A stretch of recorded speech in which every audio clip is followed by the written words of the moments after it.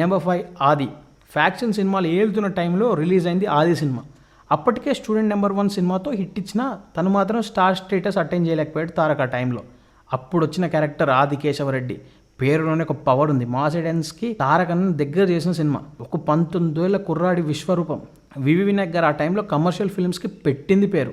Mass హీరోని present చేయడంలో ఆయనే సాటి. వివి వినాయక్ గారు తారక్ ఇచ్చిన ఎలివేషన్స్ అన్నీ కాదు. తొడకొట్టు చిన్న అమ్మతోడు అడ్డంగా నరికేస్తున్నప్పుడు సుమోలు ఎగిరే సీన్స్కి అయితే థియేటర్లో పూనకాలు. కల్ట్ మా సీన్స్ అన్ని ఆ టైంలో. అండ్ స్టోరీలో ఇలా ఫైట్సే కాదు, ఎమోషనల్ ఆస్పెక్ట్స్ని అండ్ వైలెన్స్ని కరెక్ట్గా ఎస్టాబ్లిష్ చేశారు వివి అండ్ టీమ్.